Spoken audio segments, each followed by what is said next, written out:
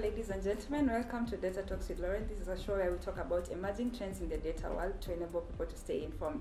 Today we are going to talk about HR analytics, some of the reports or analytics that a HR manager or even an institution can be able to make use of so that they can make decisions in regards to HR. We're also going to talk about challenges that affect a HR manager when they're hiring business intelligence or data analytics people in the organization. With me today is Mr. Elly, who is a guest and will be speaking about that. Karibu sana. Thank you very much, Loren. My name is Elly Nyangweso. I'm a human resource professional. I've been in this industry for 15 years, working in the private sector and currently the public sector. And issues to do with data analytics are the current trend in HR, especially issues to do with numbers. So I'm honored to be here, to share with you on matters HR analytics. All right. Okay, Elly, we can start with the performance management analytics. We can talk about that. Performance management analytics in institutions or organizations. The most important aim of having a performance management system is for the institution to create, an establishing or an effective performance culture, so that individuals can also be able to take up responsibilities in improving business processes. So when you zero in on performance management metrics, you look at issues to do with tracking performance, and there are a lot of metrics there that you can talk about. So we look at only two: the work quality metrics and the work quantity metrics. And when you talk about the work quality metrics, then here now you talk about issues to do with looking at performance objectives. And most of the institutions will use MBOs, right? Management by objectives, or sometimes you can use subjective appraisals as part of the analytics of the matrices. The other one is the work quantity. You look at that and the performance management. This is simple.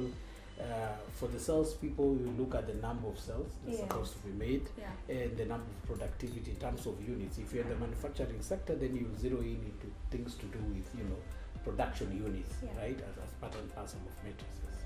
Okay. What about learning and development? Learning and development, institutions will look at that, and others will call it training and development. Others will call it, capacity building, capacity development, and so forth. And it's quite interesting when you're looking at that kind of metrics, because it helps the organization to make major decisions on matters to do with training and development. And at this particular time, institutions or organizations or top management will zero in on matters to do with training hours, right? The number of hours trained, and then you look at also the training rate. We look at also the training cost. You can also be able to look at this and be able to come up with the data. We look at the training cost in terms of the number of employees we have, in terms of the training need analysis that we need to do for the employees, and consequently this cost will also help in budgeting. So we budget the same for the institutions. Others will talk about the impact of the training, which is also part and parcel of the metrics. So you will calculate the return on investment of training, which is also very important for institutions or top management to make decisions. Remember, we just don't put a budget for training, but we also want to see what is the outcome. Are the employees benefit? Is the employer benefiting in terms of the training impact? So the return on investment being part and parcel of the metrics trading is also very much, the metrics platform is very much important for institutions. Yes. And then there's also the aspect of leave management and sick of report. So for leave management, we will want to know the number of employees who are supposed to go on leave at a certain period of time. We will also want to know the number of days the employees have taken leave. As a HR people, we also want to know why people are not going on leave with the numbers of days and so forth. And that one will help us a lot in terms of leave management. When employees do not go, for example, we've done our matrix analysis and we find out, let's say 50% of the employees have not gone on leave, right? And that one now comes when we have already the 50%.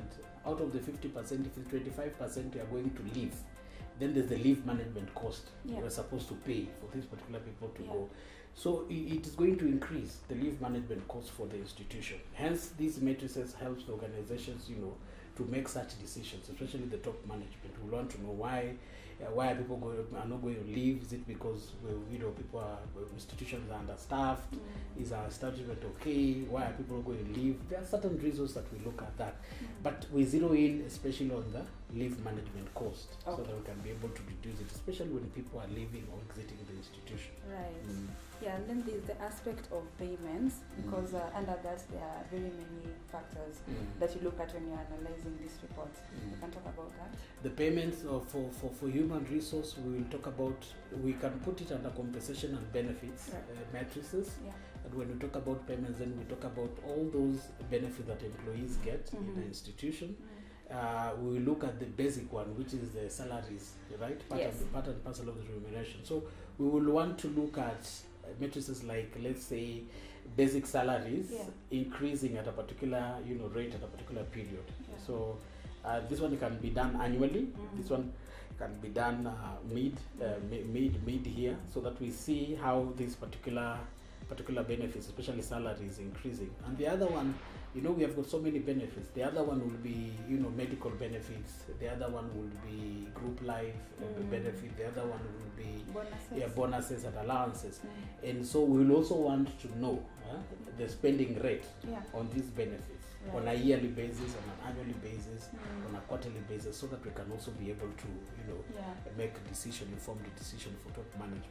Right, even the aspect of rewards. Even the aspect of rewards, which is also part and parcel of that. And this one, is aligned together with, if you have got institutions or organizations that have got a clear reward and benefits policy. So it's also aligned, towards that perspective. And what we need to understand as HR people is that all these HR functions have got, the related matrices that are supposed to be applied. And so we need to encourage ourselves when we are making those top management memos or board proposals. Then we can do it in an analytical way, in numbers, so that the board can also be able to make decisions for using numbers. Long time it was theoretical, but this time it's about numbers. The board will want to see numbers. Top management will want to see numbers. They will want to argue on numbers, and I think that is much important for us to to look at as human resource professionals. Okay. And then we can also talk about the exit analysis, which is a key metrics also, because you want to know why are people leaving the organization. And then you also want to plan for people who are retiring in advance, right? So we can talk about so exit analysis, we will have to align it with what we basically call the turnover rate. Okay, yes. Other people will call it an attrition rate, other will call it a turnover rate, and so we look at that at the turnover rate, and we will want to see the number of employees exiting the institution at a particular period. This turnover rate is simply calculated by the number of employees leaving the institution at that particular period over the total number, the total average of employees at that particular period of exit. If it is 2020, then it's 2020 times 100. So we want to see the percentage of the turnover rate, and basically if it is high, then there's a problem somewhere. So as human resource professionals, then we need to come up with strategies and see, is our retention strategy, not okay for the turnover rate if it is high? Is our salary or remuneration, compensation and packages which are not okay? Is our working environment, which is a problem? Because research has also shown that most of the millennials or most of the young people who work leave the institutions because of, not even because of salary and remuneration, but because of the work environment. Which is not conducive, work-life balance, which is something which is important for them. And so it's equally important when you look at that metric, then it is going now to give you suggestions on why we have a higher turnover rate and why we have a lower turnover rate. Okay. And then also closely related to that is the hiring bit, because also you want to see which are the sources through which people know that you're hiring and analyze that. So that one now we bundle it under recruitment and selection matrices. And as you have put it, it's very much important for us also to know in human resource that when we are providing this kind of data to the management to make decisions. So there are some matrices there. We will want to know the process of hiring. Is it effective enough for us? Have we taken a longer time to hire?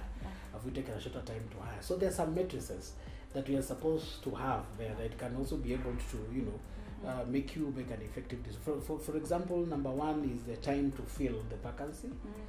The other one we've talked about is the sources of hiring. Where have we sourced the talent from?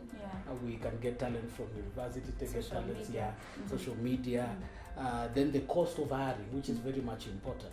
If we are hiring for a certain position, how much money has it costed us? It's important. Then the period of hiring is also important. For a certain position of a CEO, for example, it takes us 6 months to place.